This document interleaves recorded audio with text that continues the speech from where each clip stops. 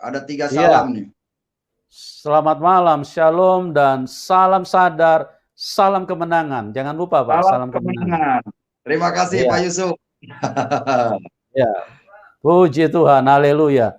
Terima kasih Pak, Bapak ini luar biasa sekali. Saya sangat terinspirasi, ya. Saya sangat diberkati dengan semangat dan dengan apa yang Tuhan percayakan di dalam hidup Bapak, di dalam pelayanan-pelayanan yang Bapak kerjakan.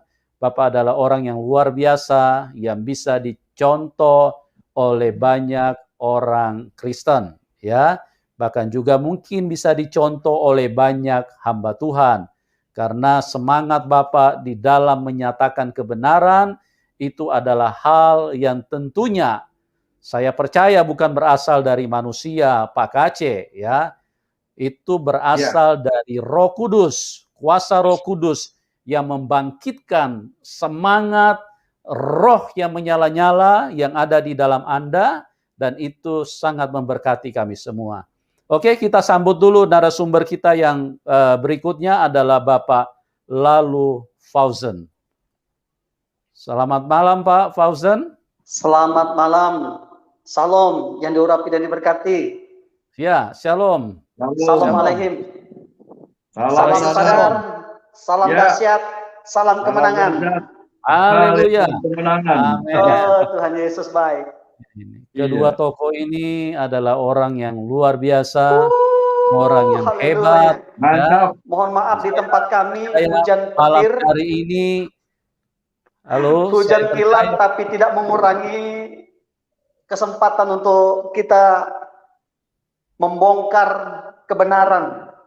Iya, luar biasa Pak. Ini saya percaya dari tadi malaikat sudah mempersiapkan tari-tarian untuk menyambut kedua orang hebat ini, kedua hamba Tuhan yang diurapi Tuhan secara luar biasa ini.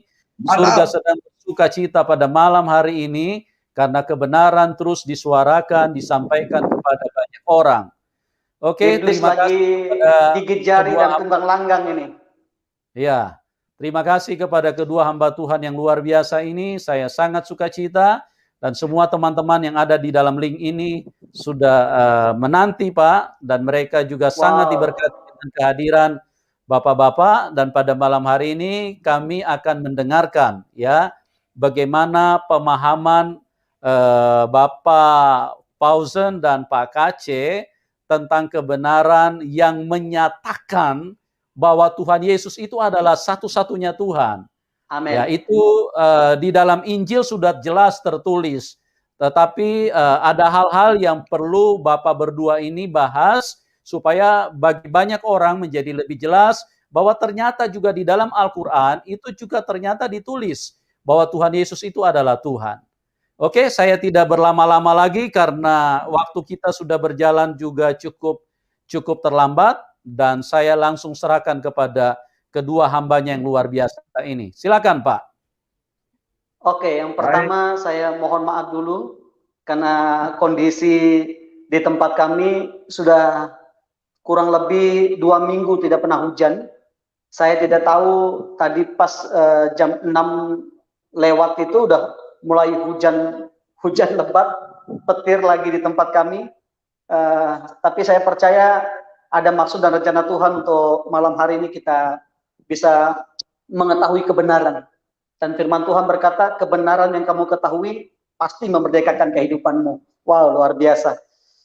Oke, silakan Pak Ustadz. Baik.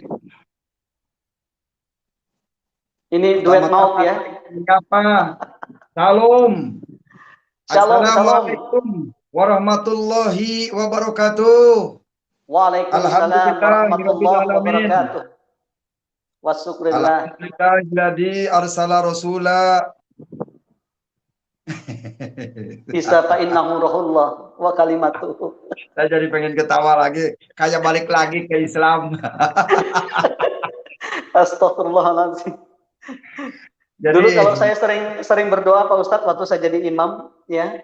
Saya jadi imam.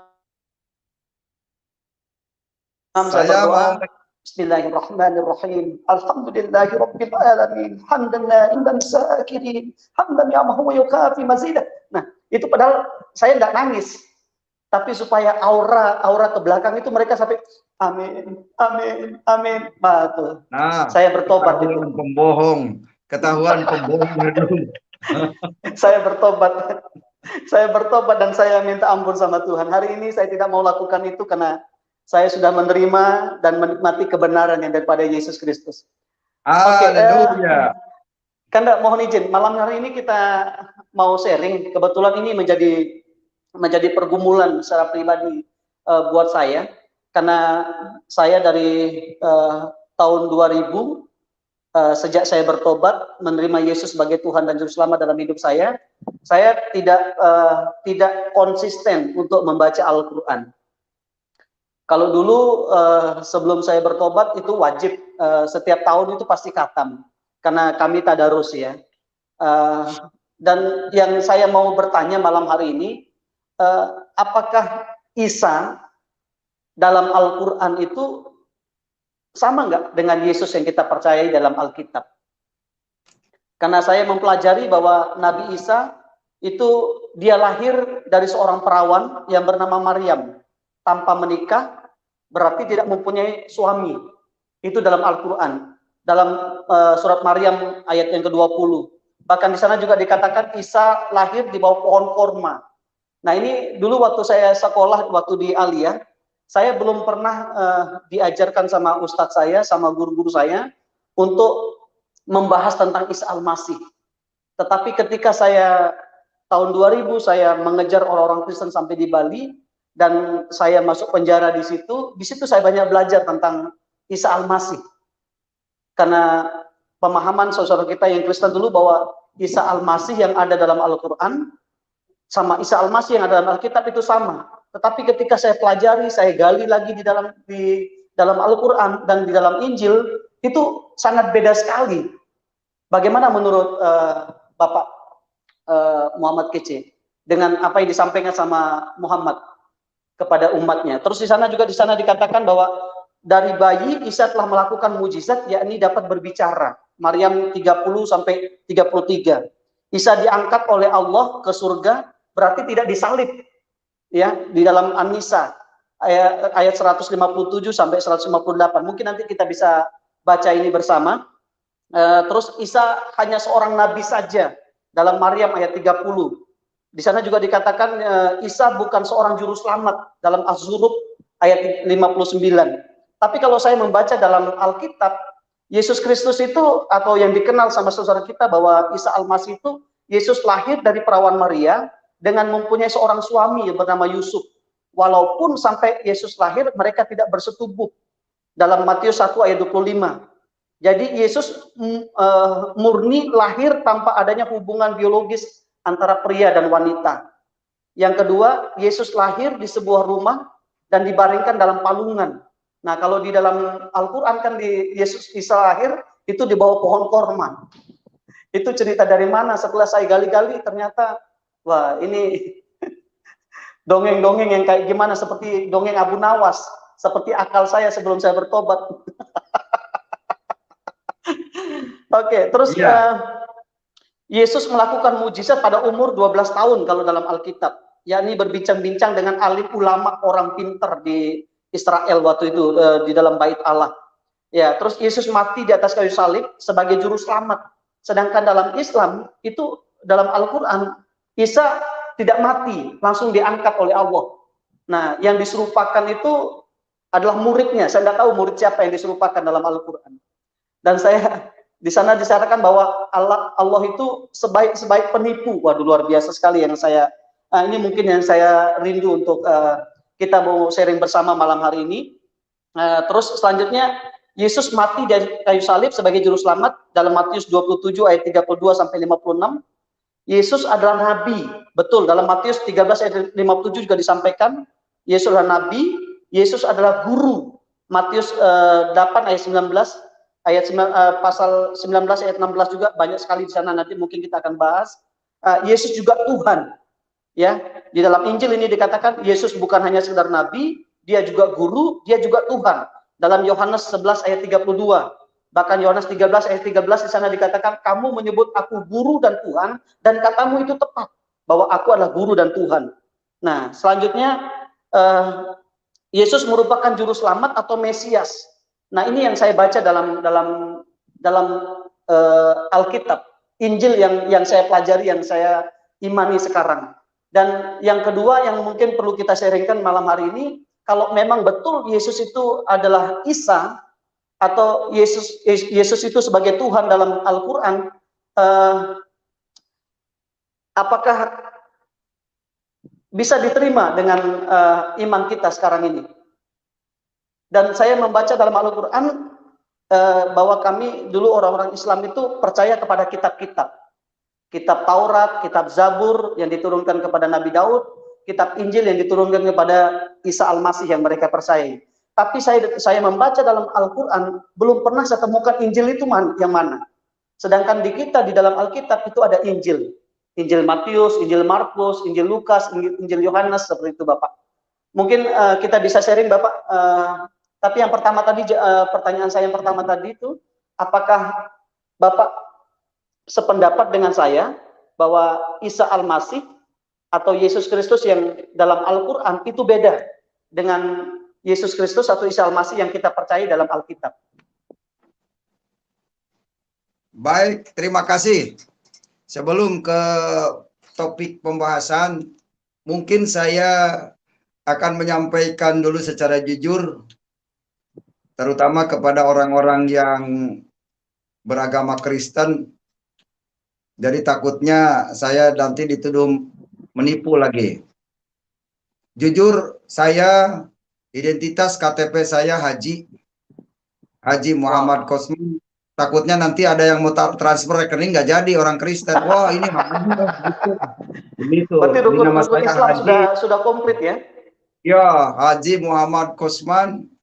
Nah, takutnya ada orang lagi yang mau memualafkan saya. Saya udah Islam, udah Islam di KTP saya. Jadi nggak usah khawatir.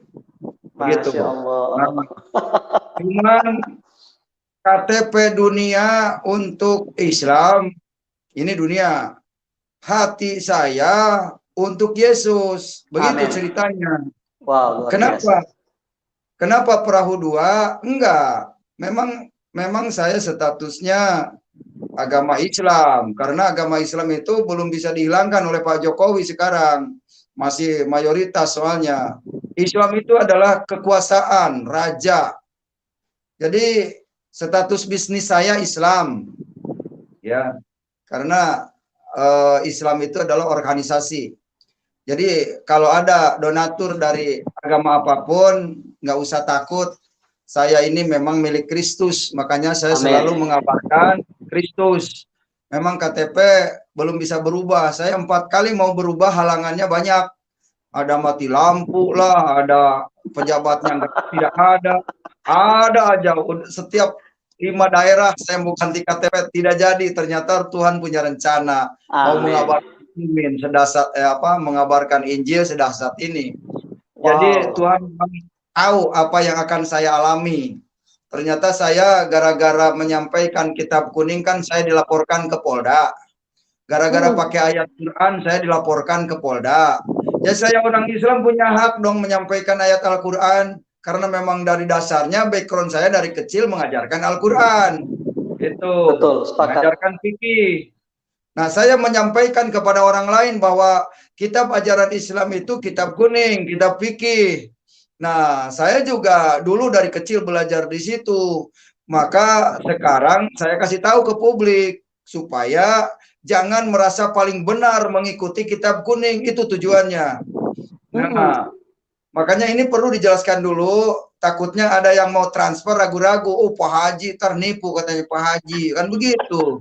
Banyak haji yang pakai sorban itu menipu, seperti yang dilakukan oleh Kangjeng Dimas itu dulu ya, sampai di penjara. Banyak itu ngaku haji dan sebagainya, pada nipu, bikin penggandaan uang. Nah itu saya jangan disamakan dengan itu. Jangan disamakan dengan itu, ya. Jadi orang Kristen jangan merasa terbohongi. Hati saya murni milik Kristus. Amin. Cuman Yes. KTP saya milik Islam, mayoritas NU. Wow. Ini Mayoritas Banser NU berarti ya? saya. Banser nih. Ya, iya. Jadi kalau NU mau mengajak saya lagi punya mimbar, dinaikin lagi kayak menggantikan Yaya Waloni, saya siap untuk menyampaikan kebenaran. Begitu. Wow, sepakat. Kalau Gus Yakut ngundang saya, udah Pak Kace mimpin Islam lagi kepada Yesus Kristus di gereja, di masjid, gantikan Yaya Waloni, saya siap. Nothing impossible for Oke. Christ. Oke, itulah yang ingin saya sampaikan dengan jujur saya kepada publik. Saya tidak menipu orang, cuma memang status identitas saya masih Islam. Jadi hukum tidak bisa melaporkan saya tentang penistaan Al-Quran. Kalau Ahok memang Kristen, wajar Ahok dilaporkan. Kalau Muhammad Kace Islam, tidak wajar dilaporkan. Karena kalau Muhammad Kace dilaporkan, nanti Pak Hakim saya tunjukin Al-Qurannya. Biar Pak Hakim juga saya injili. Begitu kalau saya di penjara. Saya tidak takut. Saya tidak takut mati. Kenapa? Karena dulu saya tidak ada, menjadi ada, tua. Sekarang sudah tua. Sebentar lagi juga saya dapat mobil, bukan maut. Dapat mobil. Haleluya. Saya sudah tua, saya tidak takut mati. Saya sebentar lagi juga rumah dan tanah, kan begitu. Amin, amin. Nah, kembali ke sekarang baru ke topik nih. Setelah saya menjelaskan, itu pembukaan ya. Tadi pertanyaannya, apa Isa di Al-Quran dengan Yesus beda? Kalau Yesus lahir di kandang domba, kalau Isa Al-Masih lahir di kebun kurma. Jelas di beda. bawah pohon kurma. Di bawah pohon kurma, iya. Dan ketika melahirkan, Maryam itu menggoyang pohon korma. Bagaimana mungkin orang sekecil itu pohon korma sebesar itu bisa digoyang? Logikanya terus di bawahnya ada gimana? sungai lagi. Nah, iya. Di bawahnya ada sungai lagi. Aduh. Nah, itulah. Ini kita harus menyadarkan bangsa Indonesia ini jangan terlena dengan pembohongan itu. Karena bohong cerita itu, dongeng gitu. Ya, tapi saya katakan biarkan Isa di Al-Quran itu sama dengan Yesus. Kenapa sama? Yesus di kandang domba lahir, Isa di kebun korma. Karena kandang dombanya ada di kebun korma itu. Oh, korma begitu siapa? Ya? Allah Syawab. Allahu a'lam. Iya. Nanti jadi mungkin kita bisa sharing lebih lagi ya. Intinya begini, saya menjelaskan tentang Isa Al-Masih. Ya, Isa Al-Masih itu dijelaskan di dalam surat 21 Al-Anbiya. Ini asal usulnya ya, asbabun nuzulnya ya. Isa Al-Masih dijelaskan di dalam surat Al-Anbiya ayat 91 yang dikatakan begini, walati ahsonat parjaha panapahna fiha min ruhina wa ja'alnaha wa abnaha ayatan lil alamin. Yang artinya, ingatlah kisah Maryam yang telah memelihara kehormatannya, lalu kami tiupkan ke dalam rahimnya ruh dari kami, kata Allah. Betul. Dan dia dijadikan anak, tanda kekuasaan Allah yang besar bagi semesta alam. Isa Al-Masih itu adalah ruh dari Allah yang dikirim melalui rahim Maryam, maka menjadilah wujud manusia. Menjelma menjadi manusia sempurna, manusia yang suci. Jadi Isa Al-Masih itu adalah ruh Allah, kalimat Allah. Dijelaskan oleh Al-Imran ayat 45, dia kalimatullah yang datang dari Allah. Namanya Isa Al-Masih putra Maryam, terkemuka di dunia dan di akhirat. Dan termasuk orang yang didekatkan kepada Allah. Jadi kalau saudara ingin dekat dengan Allah, ikuti Isa. Ikuti Yesus. Wow. Karena Yesus terkemuka dunia dan akhirat. Bukan Muhammad. Muhammad bin Abdullah tidak tertulis di Al-Quran. Muhammad bin Abdullah tidak bisa menyelamatkan umatnya. Jangankan umatnya, anaknya sendiri, Fatimah, tidak bisa ia selamatkan. Sehingga ada hadis yang berkata, wahai Fatimah anakku, banyak-banyaklah berbuat baik karena aku tidak bisa menyelamatkan kamu. Oh, ya. Bagaimana mungkin umat Islam mau diselamatkan oleh Muhammad? Anaknya sendiri tidak bisa ia selamatkan. Oleh karena itu Muhammad Kaca tahu ikut Islam tidak akan selamat, maka tinggalkan itu. Lebih baik ikut Yesus, ada kepastian. Saudara mau selamat, ikut Yesus segera. Karena itu tertulis di Al-Quran. Ikut Isa Al-Masih, inilah jalan yang lurus. Ikut Isa Al-Masih adalah jalan yang lurus. Sekaligus ke ayat 4361 aja huruf. Isa Al-Masih adalah jalan yang lurus. Orang Islam yang tidak mau mengikuti Isa Al-Masih dan dibaptis tidak akan selamat. Karena keselamatan hanya melalui Yesus dan Isa Al-Masih. Sebagaimana dikatakan surat 3 Ali Imran ayat 55. Idqallahu ya Isa inni mutawaffika wa rafi'uka wa mutahhiruka minal ladzina kafaru wa za'ilul ladzina tabauka fawqal ladzina kafaru ila yaumil kiamah. Yes. Yang artinya, ingatlah ketika Allah berfirman. Ini Allah lu yang berfirman. Hai Isa, sesungguhnya aku akan menyampaikan kamu kepada akhir ajalmu dan mengangkat kamu kepadaku serta membersihkan kamu dari orang yang kafir. Dibersihkan dari orang yang kafir. Berarti selain Isa dan pengikutnya berarti orang kafir. Ya. Dan menjadikan orang yang mengikuti kamu Isa di atas orang kafir hingga hari kiamat. Kemudian hanya kepada akulah kembalimu kata Allah. Itu terjelas di Al-Quran. Nah pertanyaannya saudara mau ikut Isa atau ikut Muhammad yang nggak jelas? Silakan pilih. Saya tidak mengajak untuk Anda Kristen. Al-Quran mengatakan yang kembalinya kepada Allah adalah Isa dan pengikutnya. Bukan Isa saja. Amin. Nah, tidak ada ayatnya Muhammad akan kembali kepada Allah. Tidak ada ayatnya di Al-Quran.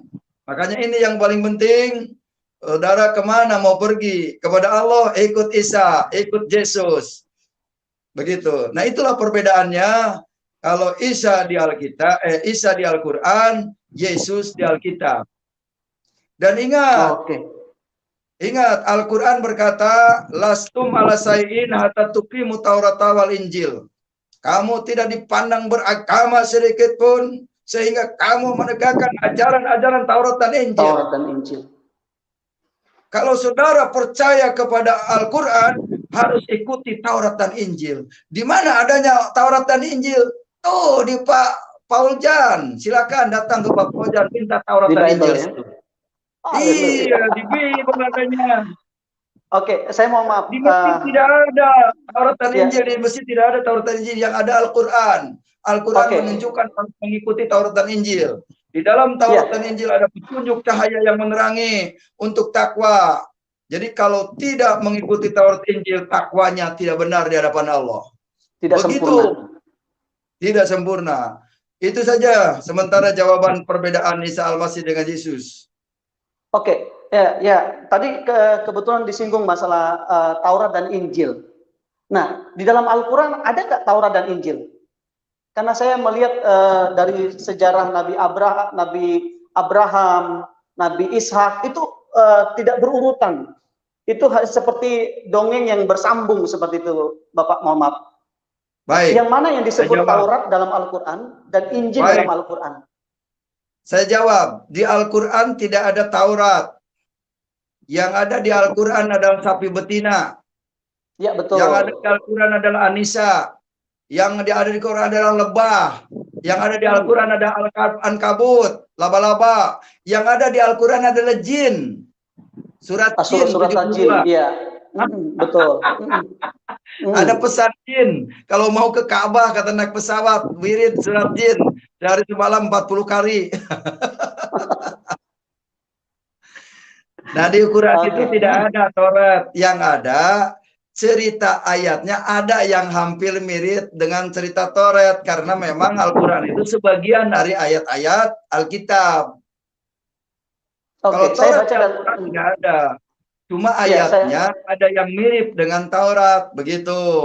Karena memang Al-Quran, ayat Al-Quran itu diambil dari ayat-ayat Alkitab. Sebagaimana dikatakan surat 43 Al-Zukhruf ayat yang keempat, begitu. Jelas itu. Luar biasa. Al-Quran adalah mengambil ayat-ayat Alkitab. Oke, Begitu. kalau kita membaca Taurat itu kan kitab yang diturunkan kepada Nabi Musa, Kejadian, Keluaran, Imamat, Bilangan, Ulangan. Nah, di situ ada cerita tentang Nabi Ibrahim. Nah, dalam Al-Quran saya pernah belajar waktu saya sekolah dulu bahwa yang dibakar itu Nabi Ibrahim yang tidak bisa dibakar. Tapi saya membaca dalam Alkitab kok tidak ada. Bahkan yang di sana itu yang dibakar itu sama Nebukadnezar itu kan Sadrak, Mesak, dan Abednego. Kok bisa dalam Al-Quran itu yang dibakar itu Nabi Ibrahim? Bapak pernah mendengar itu? Ayatnya ada. Ayatnya ada di Al-Quran. Cuman dijadikan doa supaya memegang api tidak panas. Ada ayatnya begini, ya narukuni bardawa salaman ala Ibrahim kun payakun, kan begitu ayatnya. Iya betul. Jadi itu bisa dijadikan doa. Siapa yang ingin megang api tidak panas harus baca ayat itu. Sehari semalam 40 kali baca ayat itu, puasa 40 hari, begitu. Jangan makan garam, jangan makan gula. Saya mutih dulu ya, betul. Nanti saja, iya, 40 hari ya. Saudara-saudara yang mendengarkan, kalau mau kebal dengan api, baca ayat itu. Baca ayat itu. Tapi saya sudah pelepasan saya. Bahkan itu jadi pelet buat saya dulu. Itu dulu. Begitu. Haleluya. Oh, Tuhan. Itu bagaimana menurut Bapak tentang cerita Nabi Ibrahim yang dibakar itu? Sebelum kita kembali ke topik. Karena ini jadi memang cerita itu tidak runut. Karena apa? Namanya juga ayat ngambil. Ayat ngambil curi. Comot-comot ya, comot-comot. Comot-comot. Makanya nggak pernah runut. Kalau menurut Bapak tentang pendeta Warokah bin Naufal, pamannya Siti Khadijah itu bagaimana Bapak? Karena ini kita akan belajar tentang Injil. Karena saya belajar bahwa Muhammad itu lebih banyak mendapatkan cerita atau pemahaman tentang kitab baik itu Taurat maupun Injil itu dari Warokah bin Naufal, seorang pendeta apa istilahnya apa itu yang kaum Yudais itu ya, yang diikuti sama, betul sekali ya. Iya benar. Itulah sebabnya ada ayat yang mengatakan di surat 10 Yunus ayat 94. Wahai Muhammad, kalau kamu meragukan apa yang kami turunkan kepadamu, tanyakanlah kepada ahli kitab yang membaca kitab sebelum kamu. Yaitu maksudnya tanyakan ke Warokah bin Naufal.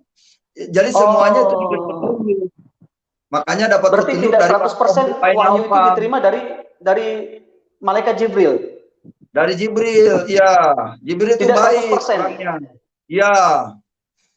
Tapi Jibril itu suka nyikap di Gua Hiro itu, hati-hati kalau ketemu Jibril di Gua Hiro, disikap tuh. Luar biasa sekali. Ini KTP saya Kristen loh, bahaya loh kalau saya ya. Bahaya itu. Nanti ketemu Jibril bahaya, bisa disikap itu. Oke. Mungkin nanti kita akan lebih banyak bahas masalah itu, Bapak. Cuma saya yang tadi yang kedua itu di dalam Alkitab Injil yang katanya yang sudah dipalsukan itu kan bahwa Maria itu punya suami namanya Yusuf. Sedangkan saya membaca dalam Quran bahwa Maryam itu tidak dicantumkan siapa suaminya.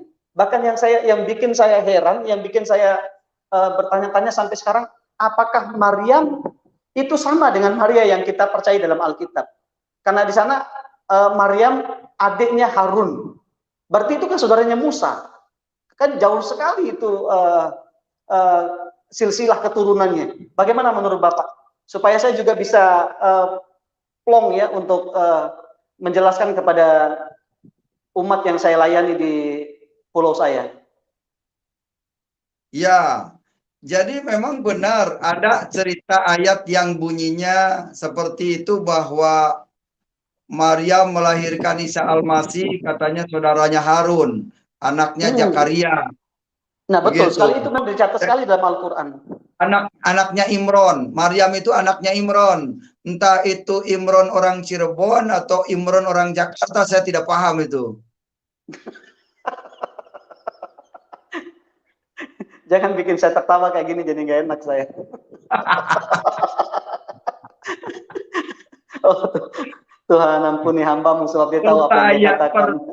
Tertawalah bebas sebelum tertawa itu dilarang. Oke, Selama siap, tidak ada sepakat, larangan, ayo kita nguyu, ayo kita ketawa. Jangan sampai kita dimarah sama Pak Yusuf ini dengan Oke, bagaimana menurut Bapak dengan apa yang saya tanyakan tadi? Ya, sudah jelas karena Al-Quran ini tidak sinkron ya. Jadi ayatnya comot-comot, sebagian ayat Alkitab, karena memang di topik utamanya juga banyak binatang di Al-Quran itu. Al-Baqarah, sapi betina, betul. lebah. Jadi Nabi yang ke-27 itu Nabi lebah karena mendapat wahyu. Ya, surat 15 ayat 68 di situ dikatakan Allah berfirman kepada lebah, wahai lebah, datangilah di pohon-pohon, di batu-batu, begitu. Jadi saya heran memang, lebah kan tidak bisa bicara, kok bisa terima wahyu?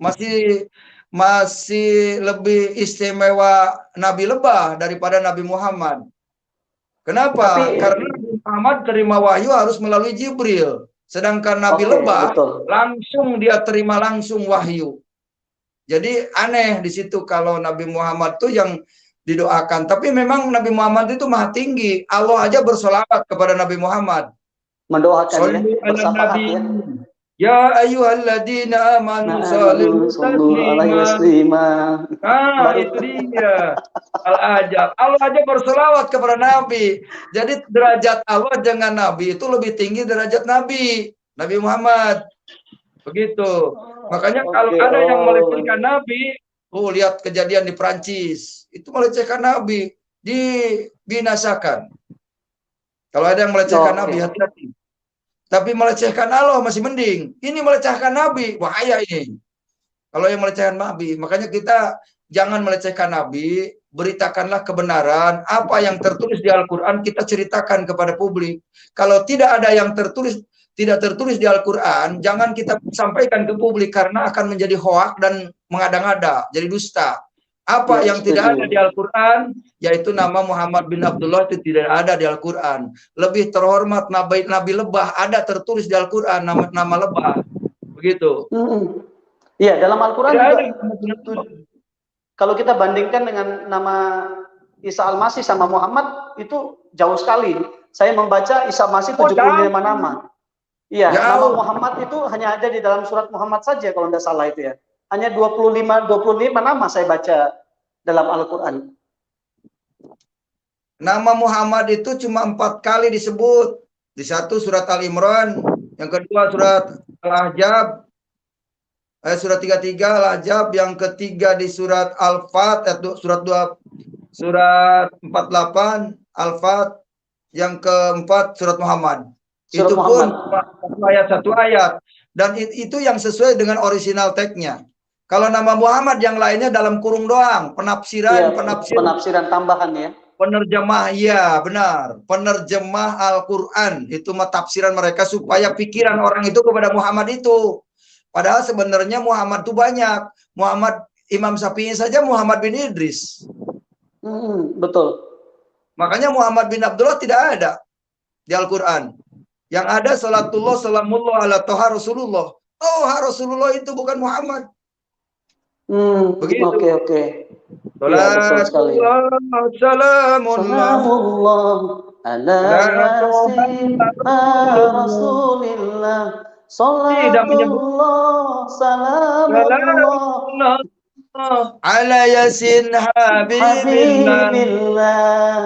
Yasin Habibillah itu bukan Rizik Syihab. Jadi harus sadar. Baru tahu ya, luar biasa. Berarti dulu saya hanya bisa ngucapin saja berarti ya, cuma saya nggak ngerti maknanya apa. Makanya saya bersyukur mengenal Tuhan Yesus Kristus. Di situ saya selubung itu disingkatkan, selubung itu diangkat. Dulu saya sangat benci sekali ketika saya mendengar saudara saya menceritakan tentang Muhammad, terus menghina Muhammad itu kayak apa ya? Di hati saya itu kayak membara sekali gitu loh. Ini saya harus bela, dan saya harus dulu pernah sampai bertengkar saya sama orang orang Hindu, karena waktu di sekolah dia sempat menghina Muhammad. Dan saya bilang, oh itu nabi saya yang luar biasa, itu tidak ada manusia yang seperti Nabi Muhammad, seperti itu saya bilang. Karena hanya dia yang dapat gelar Al-Amin. Betul ya Bapak ya? Katanya iya, kata dongeng, tapi kata Quran tidak ada Muhammad Al-Amin itu. Betul ya. Baru setelah saya membaca Injil, baru saya ngerti malah. Bahkan saya setelah membaca Alkitab, saya baru ngerti Al-Quran itu artinya apa gitu loh. Yang saya baca dulu, yang saya hafal dulu, astaga, ya ternyata di situ Tuhan singkapkan.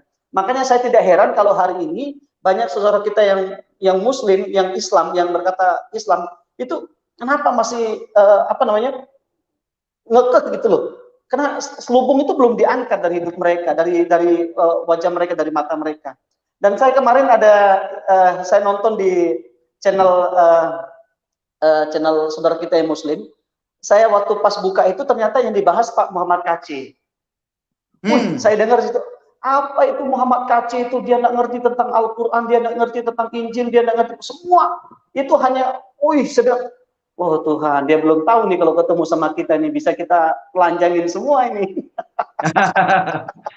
Ya, saya yang selanjutnya Bapak bersyukur kepada mereka karena mereka sudah mempromosikan saya.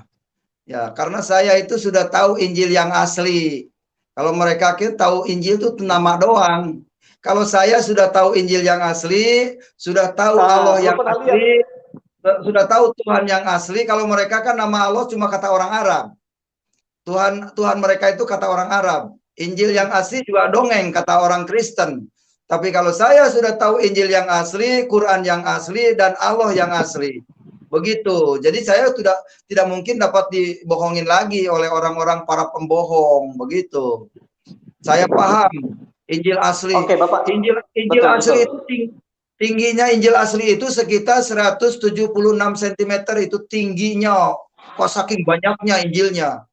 Gitu. Saking tingginya aja, lebarnya aja sampai semeter lebih begitu. Itu Injil yang asli, lebarnya. Nah, Injil yang asli itu kalau kehujanan nggak luntur, itu Injil yang asli. Kalau kepanasan nggak kering, itu Injil yang asli.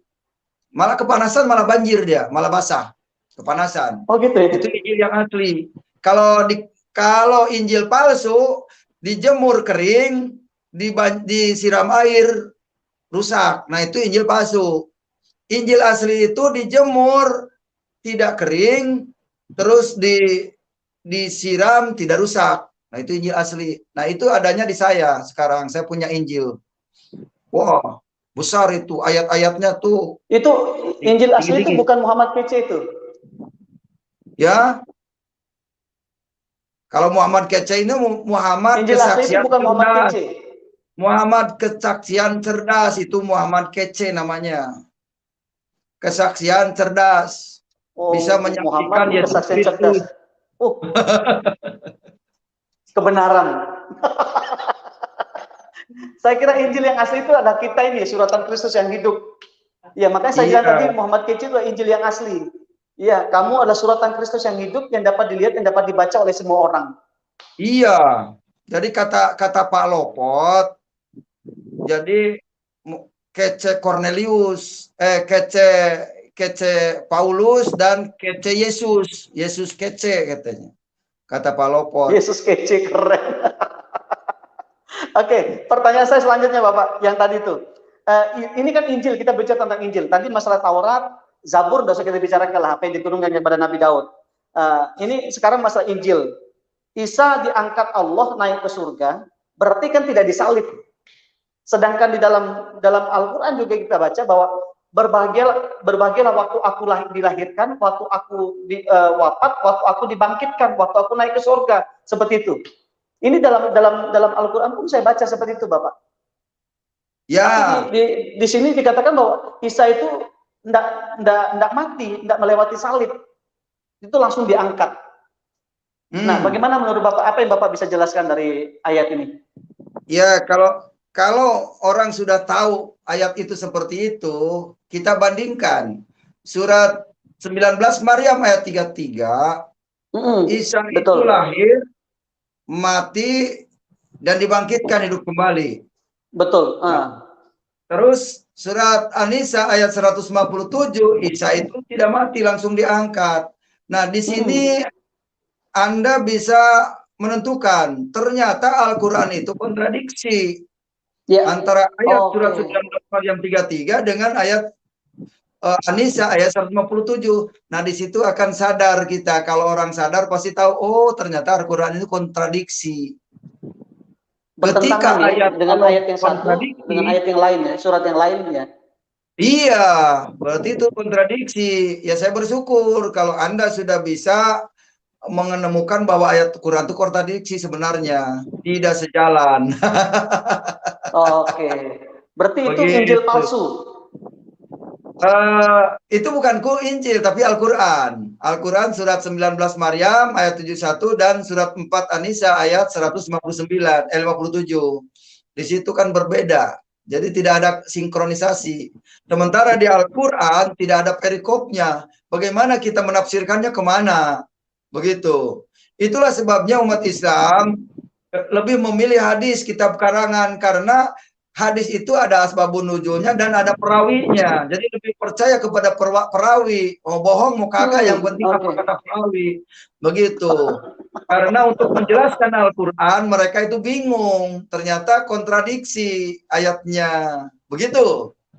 Oke. Ya, saya ngerti. Berarti itu yang saya tadi tanyakan ke Bapak bahwa Injil yang mereka katakan asli itu yang seperti apa sih?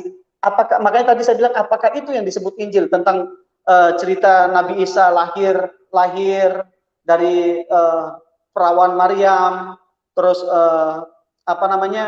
sejak kecil sudah bisa bermujizat, menciptakan burung dari tanah liat, terus dihembusin napas langsung bisa terbang, ya membangkitkan orang mati, terus mentahirkan orang kusta. Itu seperti itu kan sama semua sih saya lihat dalam Injil yang saya punya sekarang, yang saya pegang sekarang.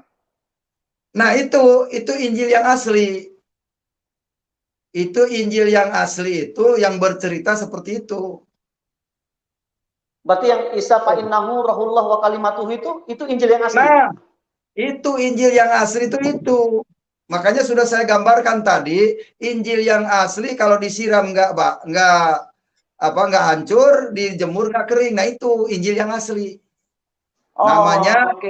Namanya Yasin. Di Al-Quran surat 36, Yasin namanya. Yasin itu cuma iya dan sin, jadi Yesus disingkatnya. yang sering saya baca setiap malam Jumat, Yasin wal Qur'anil Hakim. Iya, innaka laminal mursalin ala siratil mustaqim tanzilal azizur rahim. Gitu ya? Itu. Cuman orang jarang memahami ke situ, cuma baca aja Yasin wal Qur'anil Hakim. Bisa baca, nggak ngerti artinya, maknanya. Kebanyakan begitu, berikut kitabnya juga begitu.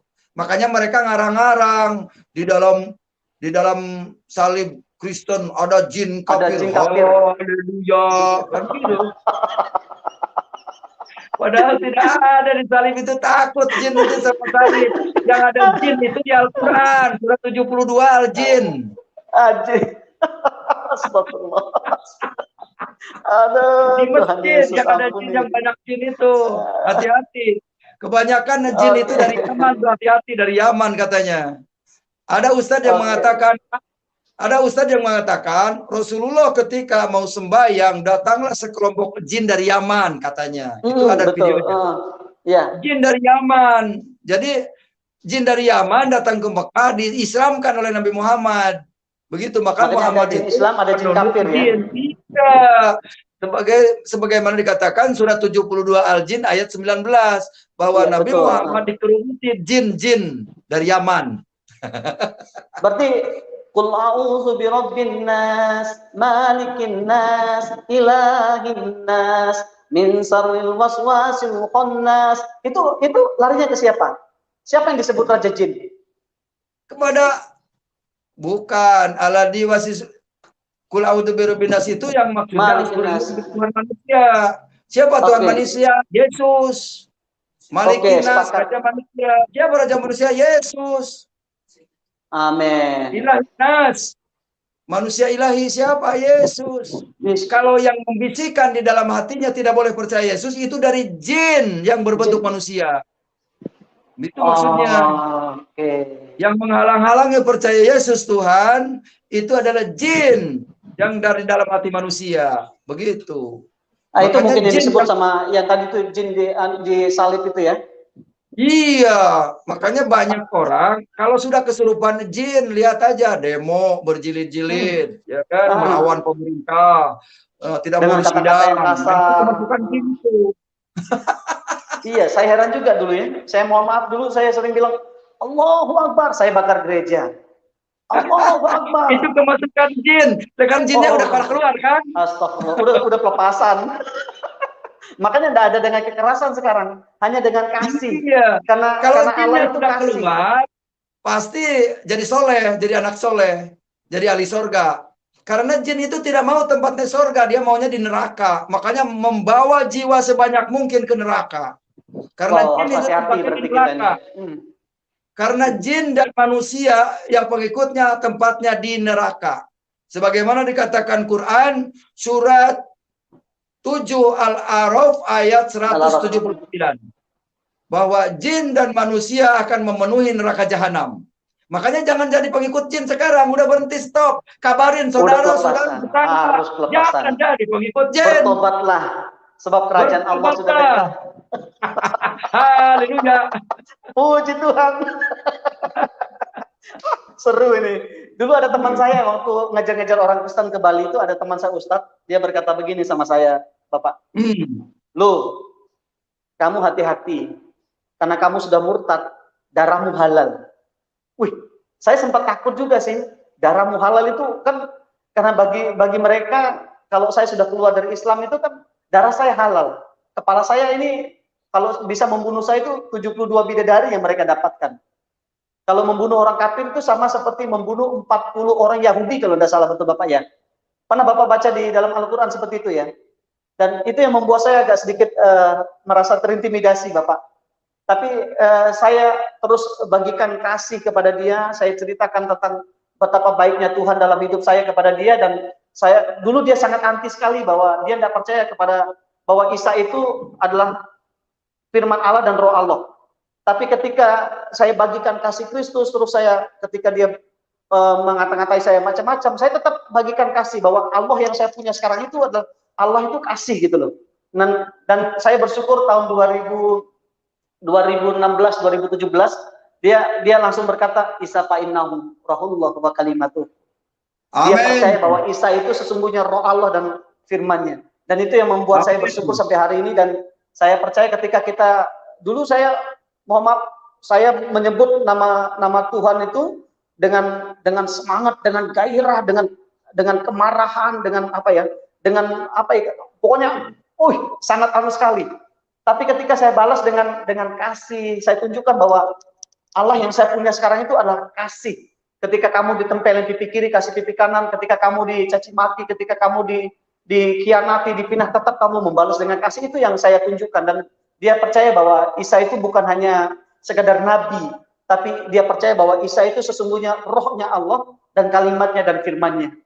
Nah itu yang jadi pengalaman yang luar biasa buat saya Bapak. Oke, dulu kalau masih menghalalkan darah orang lain, berarti kita ini masih kemasukan jin. Karena ayat yang membunuh itu adalah ayat jin.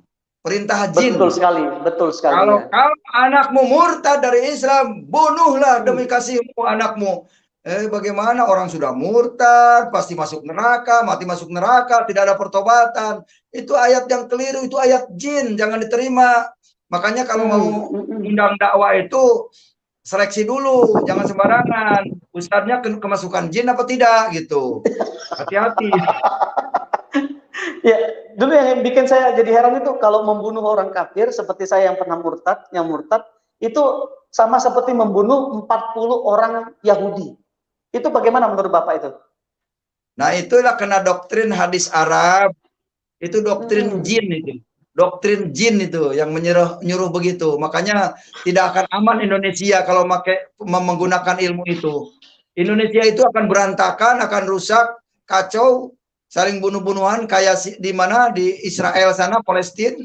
Kalau memang sudah dipakai ilmu itu. Makanya ilmu itu jangan ada di Indonesia, harus dibuang itu ke laut gitu. Harus dibuang ke laut Lombok itu, buang itu. Oh, iya, jangan. Gitu. nanti. Agak sedikit lain ini, kita buang ke laut mati aja, jangan buang ke laut Lombok, nanti tambah hidupnya di sana. Kalau laut mati kan langsung mati dia. Iya. Luar biasa sekali. Oke, ini yang terakhir yang saya mau tanyakan ini. Apakah ketika saya berkata asyhadu an la ilaha illallah wa asyhadu anna muhammadar rasulullah, itu saya sudah Islam, saya sudah menjadi muslim. Dan apa sih arti daripada asyhadu an la ilaha illallah? Apakah tidak ada Tuhan selain Allah atau tidak ada ilah selain Allah? Itu tidak ada ilah selain Allah. Karena di bahasa Arab tidak ada Tuhan. Iya, di Quran itu tidak ada, di Quran itu tidak ada kata Tuhan. Jadi betul, tidak ada ilah. Iya, Allah. Iya, yang ada Tuhan itu cuma di Indonesia, Tuhan Yesus. Oke. Begitu. Dan saya ingat waktu saya belajar di sejarah dulu Bapak, bahwa sebelum Muhammad bin lahir kan ada banyak ilah yang disembah sama orang Quraisy. Ada 360 berhala yang katanya, mohon maaf ini mungkin karena Bapak sudah pernah ke Mekah, pernah haji, apakah betul itu 360 itu berhala itu dijadikan satu di Mekah termasuk Hajar Aswad? Oh iya. Pernah Bapak dengar cerita seperti itu? Supaya menjadi satu, bahwa tidak la ilaha illallah, tidak ada ilah selain Allah, tidak ada sesembahan gitu ya? Iya. Kenapa bisa jadi tidak ada? Aku bersaksi bahwa tidak ada Tuhan. Jadi kata untuk meragukan supaya tidak sama dengan kita orang percaya untuk mentuhankan Yesus Kristus itu memiliki Tuhan yang hidup. Iya. Jadi itu penghalang supaya orang tidak mengenal Tuhan. Maka mereka punya dalil laisa kamitslihi syai'un. Allah itu tidak bisa dilihat, tidak bisa didengar. Jadi Allahnya nggak ada. Sampai saat ini tidak ada seorang ustadz pun yang bisa menjelaskan tentang Allah. Makanya kenapa kita setiap hari, setiap mau sholat itu kita wujud kidam baqo mukhalafatuhu lil hawadis qiyamuhu. Nah, seperti itu. Dia. Kenapa? Itu kan percaya bahwa Allah itu wujud, ada wujud kidam baqo mukhalafatuhu lil hawadis qiyamuhu binafsi wa daniyat, seperti itu. Itu bisa diucapkan seperti itu memang lancar, tapi mengertinya kagak. Jadi kasihan umat Islam ini. Banyak yang mengucapkan huruf Arab tidak mengerti. Jangan terlalu keras. Soalnya begini. Wujudullah, sifatullah, wujud Nabi Rasulullah. Di situ tidak disebut Rasulullahnya siapa. Ternyata wujud Nabi Rasulullah itu Isa. Wujudullah, sifatullah, wujud Nabi Rasulullah. Wujudnya Allah dan sifatnya Allah itu adanya pada wujud Nabi Isa Rasulullah. Tapi bukan Muhammad. Wujudnya Isa Al-Masih. Isa Rohullah wa kalimatuhu itu ya. Nah, itu yang pas. Kalau kepada Muhammad luar biasa. Ya. Makanya saudara-saudara kita masih cinta Islam, berpikirlah. Yang mendengar live streaming malam hari ini, silakan berpikir, karena pertobatan hanya ada di dunia, di akhirat sudah tidak bisa tobat lagi. Kalau sudah masuk neraka, dikunci pintu neraka, dibaut lagi, nggak bisa keluar. Makanya kalau mau bertobat sekarang, ikut Yesus. Gitu. Amin. Oke, luar biasa sekali. Saya sangat diberkati sekali malam hari ini. Silakan kembalikan ke admin. Ya, mungkin kita akan sharing bersama ya supaya lebih enak. Iya, oke. Karena nanti sambil kita bahas juga tentang bahwa Isa Al-Masih dalam Al-Quran itu seperti apa sih gitu loh. Tapi sepakat yang tadi itu bahwa Isa Al-Masih dalam Al-Quran dan Isa Al-Masih dalam Alkitab itu berbeda ya, sepakat ya? Iya, benar. Oke, siap. Harus hati-hati berarti. Oke. Silakan Bapak. Luar biasa. Saya sangat puas sekali malam hari ini. Luar biasa, luar biasa. Kalau ya, Pak Muhammad Kece, beliau pakai KTP Islam, Pak. Oh, Saya iya. KTP Kristen. Itu Oh, jangan sudah sampai man awal KTP, Pak, ya? batul musibah talquhum wajana. Malaikat nggak bakal tanya KTP, yang ditanya itu man robuka, siapa Tuhanmu? Buka. Wah, kita buka siapa kitabmu, Taurat, Injil atau hadis dan fikih, itu yang ditanyakan. Kalau dijawab wa nabiuka, wa ma kiblatuka, apa yang harus kita jawab? Wa nabi muka, siapa nabimu? Muhammad Kece. Jangan salah. Astagfirullahaladzim. Pak Muhammad Kece ini sudah mau mengangkat diri jadi nabi juga nih Pak Kece. Jangan Pak. Jangan sampai dibilang sesat nanti. Iya. Tapi Kece itu tadi bagus. Apa itu Kece tadi itu bagus sekali itu. Kece itu apa tadi Kece itu? Kesaksian cerdas. Kece itu kesaksian cerdas. Tadi sudah disampaikan. Nah, itu dia. Kebenaran cerdas. Kebenaran cerdas, keren. Ya, Oke. Kita mau sharing Bapak. Saya rindu nih untuk sharing nih bersama nih, biar lebih enak. Tapi nanti giliran saya Pak Kece, ngomong-ngomong saya pernah digigit lebah Pak. 3 hari bengkak nggak turun-turun saya punya ini. Saya punya leher. Itu digigit Nabi itu. Terima wahyu. Nabi lebah, Nabi ke-27. Berarti kalau di dalam hampir jatuh Pak Wapus. Yang di Biliam itu Biliam ya, Nabi Biliam itu loh. Nabi yang mau mengutuk orang Israel tapi tidak bisa itu kan Tuhan berbicara kepada keledai. Itu berarti lebih mulia keledai dong daripada yang harus lewat perantara. Iya. Oke. Gimana? Luar biasa. Oke. Luar biasa nih hamba-hambanya ini saya sangat kita sharing lebih enak ya. Diberkati, sangat terpesona ya. Melihat saya sangat diberkati sekali malam hari ini. Hikmat yang diberikan oleh Tuhan. Orang kalau sudah berjumpa Tuhan Yesus, luar biasa. Pikirannya menjadi cerdas, pikirannya menjadi terang begitu luar biasa. Amin. Sehingga banyak hal yang menjadi terbuka, yang dulunya mungkin tidak dilihat. Karena Yohanes 1 ayat 4 berkata bahwa Tuhan Yesus itu adalah terang, dan terang itu adalah hidup manusia. Ya, setuju, sepakat. Siapa ada di dalam Tuhan Yesus, pasti dia memiliki terang. Jadi yang tidak terlihat selama ini, yang gelap-gelap selama ini, itu terbuka semua, menjadi terlihat semua. Itu luar biasa orang yang ada di dalam Tuhan Yesus Kristus, ya. Makanya kita bersyukur Tuhan Yesus datang untuk memindahkan kita dari gelap kepada terang, ya. Saya yakin dulu waktu Pak KC sama Pak Lalu sebelum berjumpa Tuhan Yesus itu tidak dilihat yang begitu-begitu, Pak. Aduh, karena masih ada selubung itu. Seperti firman Tuhan katakan, kalau selubung itu sudah diangkat dari hidup kita, kita akan mengetahui kebenaran, dan kebenaran itu akan memerdekakan hidup kita. Betul. Makanya sekarang kita tidak akan, kalau kita masih mengizinkan selubung itu masih menutupi mata kita, udah tidak akan bisa kita mengenal Allah yang benar dalam hidup kita. Betul. Kita akan cari pembenaran, bukan cari kebenaran. Kita akan terus berusaha untuk membenarkan pendapat kita, pemahaman kita, tanpa kita mau di drive sama kebenaran firman Tuhan yang kita baca dalam Alkitab.